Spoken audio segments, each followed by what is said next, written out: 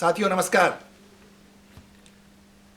आज की वीडियो की शुरुआत फिर एक कहानी से, लेकिन कहानी के पहले एक शेर जो मेरा पसंदीदा शेर है और जो आज की इस वीडियो पर बड़ा मुफीद बैठता है साथियों, मैं उसको शेयर करना चाहता हूं। उर्मिलेश का शेर है कि मैं कई बड़े लोगों की नीचाई से वाकिफ हूं, मैं कई बड़े लोगों की नीचाई से वाकिफ हूं, बड़ा मुश्किल है बड़े होकर बड़ा होना।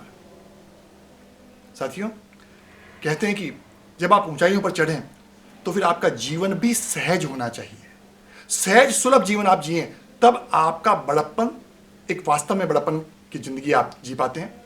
साथियों, अब मैं एक कहानी से शुरुआत कर रहा हूं। आपने साथियों जॉर्ज बर्नार्ड शॉ का नाम सुना होगा, अंग्रेजी साहित्य का एक जबरदस्त नक्षत्र। और जॉर्ज बर्नार्ड शॉ को 1925 में नोबेल प्राइज मिला अंग्रेजी साहित्य में। जब नोबेल प्राइज मिला तो सबसे पहले उन्होंने नोबेल प्राइज लेने से मना कर दिया। जब मना किया तो बड़े बड़े अखबारों में उसकी खबर छपी कि जॉर्ज बर्नार्ड शॉ ने नोबेल प्राइज लेने से मना कर दिया। जब मना किया तो लोगों ने कहा कि नहीं नहीं, यह स्वीडन के राजा का अपमान है, क्योंकि स्वीडन की गवर्नमेंट को नोबेल प्राइज देती। तो लोगों ने, प्रेस ने कहा कि स्वीडन के राजा का अपमान है और नोबेल प्राइज उनको लेना चाहिए था, गलती की। ये दूसरी खबर छपी कि उन्होंने स्वीडन के राजा का अपमान किया। तब उन्होंने कहा कि चलो, जनता का बहुत दबाव है और उस दबाव में मैं नोबेल प्राइज को स्वीकार कर रहा हूं। ये तीसरी खबर छपी। जब तीसरी खबर छपी, नोबेल प्राइज उन्होंने लिया। जब लिया तो लेते हुए के नोबेल प्राइज की खबर छपी। उस नोबेल प्राइज को उन्होंने लेने के बाद में एक ट्रस्ट को दान कर दिया। उन्होंने कहा मैं नहीं लेना चाहता नोबेल प्राइज, ले तो लिया लेकिन ट्रस्ट को दान कर रहा हूं। फिर चौथी खबर छपी कि उन्होंने नोबेल प्राइज जो लिया हुआ था उन्होंने ट्रस्ट को दान कर दिया। फिर खबर छपी कि वो ट्रस्ट किसी और का नहीं, वो जॉर्ज बर्नार्ड शॉ का ही ट्रस्ट है। फिर पांचवी खबर छपी कि वो जॉर्ज बर्नार्ड शॉ का ही ट्रस्ट है और उन्होंने धोखा किया है साहित्य के नाम पर, और वो कॉमर्शियल ट्रस्ट था, वो कोई एनजीओ ऐसे का ट्रस्ट भी नहीं था। तो एक पत्रकार ने उससे पूछा कि क्या तमाशा हो रहा है, कभी आप नोबेल प्राइज लेने से मना करते हो, कभी दबाव में आके लेते हो तो ट्रस्ट को दे देते हो, ट्रस्ट भी फिर आपका। तो उन्होंने कहा अगर मैं सीधे नोबेल प्राइज ले लेता तो मीडिया में एक ही खबर छपती, अब 6 खबर छपी। कितनी बड़ी बात है। और साथियों, यही आज की दुनिया में भी हो रहा है। आज की दुनिया में सबसे बड़ी बात ये हो रही है कि हम अपने आप को सिर्फ बेचने के लिए पैदा हो जाते हैं, किसी भी तरह से हमारी मार्केटिंग हो जाए, हम सहज जिंदगी जीना ही नहीं चाहते। अब मैं आपको दूसरा उदाहरण दे रहा हूं। अमेरिका में एक शख्सियत हुई है, उनका नाम है रॉबर्ट रिप्ले। अब उनको भी ये जुनून सवार, अच्छा वो भी एक बहुत बढ़िया लिटरेरी फिगर, स्टेज आर्टिस्ट भी बहुत बढ़िया। एक दिन आज के 40 साल पहले उन्होंने क्या किया, अपने आधे सर के बाल उड़वा दिए, आधे सर के बाल उड़वा करके और उस सर के ऊपर रिप्ले लिख दिया और फोटो छपवा ली। ये पहली फोटो छपी उनकी। उसके बाद उस समय न्यूयॉर्क में हाथियों का सड़क पे चलना प्रतिबंधित था। पूरे न्यूयॉर्क में जबरदस्ती हाथी पर बैठ गए और हाथी पर बैठ करके उन्होंने अपनी फोटो छपवाई और हाथी को लिख दिया रिप्ले। ये दूसरी फोटो छप गई। एक दिन साथियों ने क्या किया, पूरे न्यूयॉर्क का उल्टे पैरों चक्कर लगाया और सामने कांच रख लिया और कांच देखते देखते रहे। पूरे न्यूयॉर्क में उन्होंने अपनी फोटो छपवा दी। और इससे भी बड़ी बात, जीते जी उन्होंने अपने मरने की खबर छपवा दी। और दूसरे दिन जब मरने की खबर छपी तो उन्होंने उस अखबार को पढ़ा और फिर एक नई खबर छपी कि रिप्ले इस दुनिया में पहले व्यक्ति हैं जिन्होंने जीते जी अपने मरने की खबर देखी और मरने की खबर पढ़ी। रिप्ले को लोगों ने पूछा भाई ये क्या कर रहे हो, तो उन्होंने कहा देखो 6 बार मेरी खबरें आ गई एक बार। दिस इज द प्रॉब्लम कि हम सहज जिंदगी जीना नहीं चाहते और हम सहज होना नहीं चाहते। और सहज कैसे होते हैं साथियों, अब मैं आपको एक तीसरा उदाहरण देता हूं, वो भारतीय उदाहरण है।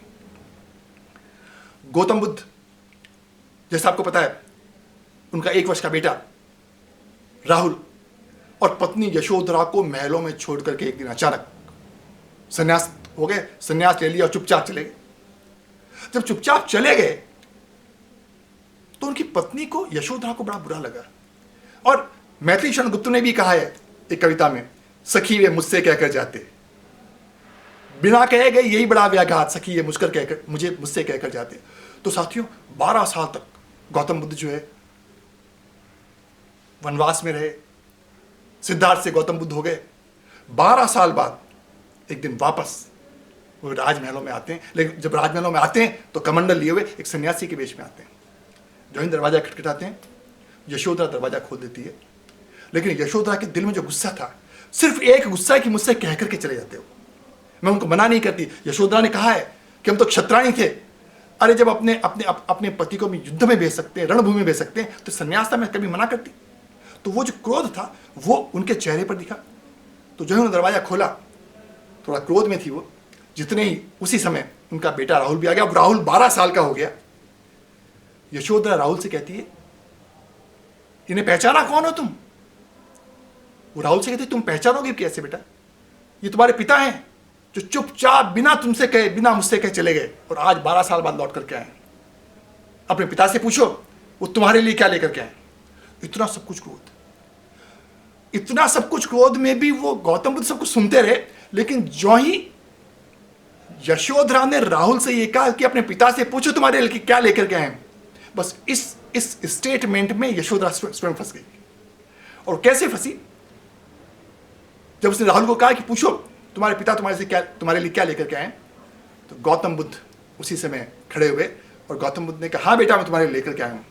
मैंने अपनी जिंदगी दूसरे डायरेक्शन में चला दी है और मैं तुम्हारे लिए भी कमंडल लेकर के आया हूं। और वो कमंडल उस 12 साल के राहुल को देते हैं। और वो राहुल भी कितना विद्वान बच्चा होगा कि उस कमंडल का अर्थ समझ गया वो। और कमंडल का अर्थ समझ के वो पिता के धूप देकर चरण छू के कहता है कि पिताजी अब मैं भी संन्यास्त होना चाहता हूं। तो जो ही वो संन्यास्त होता है, यशोधरा की आंखों से आंसू आते हैं और वो सोचती है कि जब पिता और पुत्र दोनों सन्यास में चले गए तो मेरा भी इस दुनिया से कोई लेना देना नहीं है। वो स्वयं भी सन्यासी बन जाती है। ये तो साथियों कहानी का एक पक्ष है। अब सहजता क्या होती है इसी का दूसरा पक्ष बता रहा हूं। यहां तक की जो जिंदगी है उसके पात्रों में यशोधरा भी है, राहुल भी है, गौतम बुद्ध भी है। लेकिन सन्यास लेने के बाद में यशोधरा ने सन्यासिनी के रूप में कैसी जिंदगी जी, किन परिस्थितियों में जी, उसका कहीं कोई उल्लेख नहीं है। कहीं कोई उल्लेख नहीं है। क्यों? क्योंकि गौतम बुद्ध ने उसे समय कहा था कि अब तुम राजमहल की क्षत्राणी नहीं हो, तुम एक सन्यासी हो और सन्यासी मन की तुम्हें जिंदगी जीना पड़ेगा। साथियों धम्मपद मैंने पूरा पढ़ा है। उस धम्मपद में भी सिर्फ इस स्टेज तक आकर के यशोधरा की जिंदगी मिलेगी, यशोधरा का जीवन मिलेगा। उसके बाद में यशोधरा का जीवन बिल्कुल खामोश है। क्यों? क्योंकि उसने एक साधारण सहज सन्यासिन का जीवन जिया और राहुल ने उसी तरह का जीवन जिया। तो साथियों कहने का मतलब ये कि जब भी हम जीवन जिए, सहजता हमारे जीवन का एक पार्ट होना चाहिए। और अगर वो पार्ट नहीं होता है तो फिर वो जीवन नहीं रहता। आज की जिंदगी में सबसे बड़ी समस्या क्या है? हर आदमी चाहता है कि मेरे पर कोई ध्यान दे, और उस ध्यान के लिए चाहे कितना ही पागलपन करना पड़े, हम उस पागलपन को करने को तैयार है। सोशल मीडिया में उल्टा सीधा बयान देने को तैयार है। अभी मैंने देखा एक बॉलीवुड का एक कलाकार समुद्र के किनारे पर नंगा दौड़ पड़ा। हम कोई भी काम करें, कोई भी पागलपन करें, दुनिया हमारी तरफ ध्यान दे दे, हम सिर्फ ये करना चाहते हैं। और किसी भी तरह का चमत्कार हो, उस चमत्कार के नाम पर चाहे कितनी भी बेवकूफियां हो जाए, हम उस तरह के चमत्कारों को जिंदा रखना चाहते हैं, चमत्कार करना चाहते हैं। साथियों कहना मैं चाहता हूं कि चमत्कारों से भी कभी प्रभावित मत होना। कहानियां गढ़ ली जाती है, और जब कहानियां गढ़ ली जाती है तो आदमी की जिंदगी उस सहजता से दूर चली जाती है। सहजता से दूर चली जाती है। कहते हैं कि जीसस ने कई मुर्दों को जिंदा कर दिया। जीसस ने कई मुर्दों को जिंदा कर दिया, लेकिन खुद को सूली पर चढ़ने से नहीं रोक पाए साथियों। या कई बार कहते हैं कि जीसस ने कई अंधों को आंखें दी, लेकिन जिन लोगों ने उसको सूली पर चढ़ाया उनको अंतर्दृष्टि नहीं दे पाए कभी कि तुम गलत कर रहे हो या सही कर रहे हो। और ऐसे कहते हैं कि बुद्ध की जो मृत्यु हुई है, वो बुद्ध की मृत्यु जहरीले भोजन की वजह से हुई है। बुद्ध ये नहीं देख पाए कि मैं जो भोजन कर रहा हूं कौन सा भोजन है। तो साथियों कभी भी कहानियां, आश्चर्य, इन चीजों से आप कभी भी प्रभावित मत होइए। सहजता के साथ जीवन जीने का प्रयास कीजिए। और जो व्यक्ति जितना महान होता है, जितना ऊंचाइयों पर पहुंचता है, उतना ही ज्यादा सहज होता चला जाता है। कहते हैं कि जिंदगी में, इस दुनिया में हर महान क्रिया बड़ी सहजता से संपन्न हो रही है। रात को तारे निकल रहे हैं, कितनी महान क्रिया हो रही है, सहजता से हो रही है ना, कोई भापू तो नहीं बज रहा है ना। रोज सूरज निकल रहा है, आप सोचिए शांति से, कितनी महान क्रिया हो रही है जिसको हम रोज देख रहे हैं, शांति से सूरज निकल रहा है ना। जमीन से बीज फूट करके और बीज से पेड़ बन रहा है, कितनी महान क्रिया हो रही है। माताओं के गर्भ से बच्चा पैदा हो रहा है, कितनी महान क्रिया हो रही है। सारी की सारी महान क्रिया बड़ी सहजता से, सरलता से संपन्न हो रही है ना। इसलिए जिंदगी को सहजता से जीने की आदत डालिए, सरलता से जीने की आदत डालिए। और सरलता और सहजता का एक वर्तमान क्षण का या वर्तमान जीवन का मैं एक और उदाहरण दे रहा हूं साथियों। आप में से कईयों ने हजारी प्रसाद द्विवेदी जी का नाम सुना होगा। संस्कृत के उद्भट विद्वान और बनारस हिंदू यूनिवर्सिटी के प्रोफेसर रहे, और लेकिन वो जीवन में भी उतने ही सहज रहे, उतने ही सरल रहे। तो कहते हैं कि तत्कालीन प्रधानमंत्री श्रीमती इंदिरा गांधी जी थी, उनका वो बड़ा रिगार्ड किया करती थी हजारी प्रसाद जी द्विवेदी का। तो उन्होंने हजारी प्रसाद जी द्विवेदी को कई बार संदेश भिजवाया, वो प्रधानमंत्री जी थे। उन्होंने हजारी प्रसाद द्विवेदी जी को कहा कि गुरुजी, मैं चाहती हूँ कि एक बार आप दिल्ली हमारे घर आएँ और राजीव, संजय और मुझे आशीर्वाद दें। तो राजीव और संजय दोनों के बेटे और इंदिरा जी। तो हजारी प्रसाद जी द्विवेदी कई बार कहते, वो उनको बेटी बेटी कहा करते थे कि बेटी मैं जरूर आऊँगा, किसी दिन आऊँगा, किसी दिन आऊँगा। तो एक बार इंदिरा जी ने कहा कि नहीं, अब आपको आना ही पड़ेगा और मैं आपके लिए फ्लाइट के टिकट भिजवा रही हूँ। उनकी सहजता देखिए, उन्हें कह रहे बनारस से दिल्ली तो बहुत ट्रेनें चलती है, मैं वैसी ट्रेन में आ जाऊँगा, फ्लाइट के टिकट की कोई जरूरत नहीं है। अब सोचिए, किसी को प्रधानमंत्री का निमंत्रण मिल रहा है, वो साधारण सेकंड क्लास के डिब्बे में बैठ गए। और हजारी प्रसाद जी द्विवेदी कह रहे हैं कि जब मैं स्टेशन पर उतरा तो बड़ी बड़ी गाड़ियां वहां मुझे लेने के लिए तैयार खड़ी थी। तो हजारी प्रसाद जी द्विवेदी एक थैला, साधारण कपड़े का थैला, उसमें अपनी 2 ड्रेस लेकर के आए थे। सिक्योरिटी वालों ने थैला लेने का प्रयास किया, उन्होंने कहा नहीं, मैं अपना थैला खुद ले लूंगा। हजारी प्रसाद जी द्विवेदी कह रहे हैं कि जब मैं प्रधानमंत्री निवास पर गया तो बड़े बड़े मंत्री बाहर वेट कर रहे थे, और मंत्रियों में से कुछ के नाम बताए, राज बहादुर जी, कर्ण सिंह जी, बूटा सिंह जी, कई बड़ी मल्टीनेशनल कंपनी के एग्जीक्यूटिव। लेकिन इंदिरा जी ने कहा नहीं, हमारे गुरुजी आ जाने वाले हैं। गुरुजी अंदर गए, बैठे, और कहते हैं कि जब विदा होने का समय आया तो राजीव गांधी, संजय गांधी और इंदिरा जी तीनों उनको मेन गेट तक छोड़ने आए।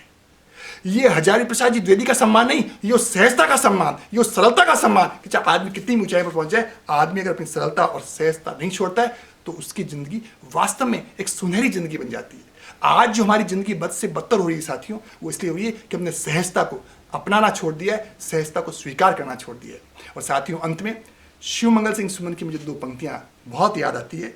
उन्होंने कहा कि क्या हार में क्या जीत में, क्या हार में क्या जीत में, किंचित नहीं भयभीत में, संघर्ष पथ पर जो मिला, ये भी सही वो भी सही, ये भी सही वो भी सही। तो साथियों, अगले अंक में फिर एक नए वीडियो के साथ आपके समक्ष उपस्थित होऊंगा। तब तक के लिए आज्ञा दीजिए। नमस्कार, जय हिंद।